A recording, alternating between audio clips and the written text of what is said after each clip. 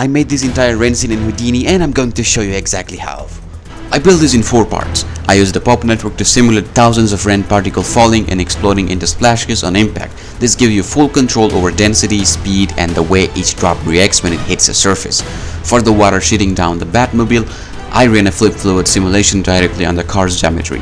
It naturally follows the curves of the body and pulls in all the right places. That's what gives it that realistic heavy rain look.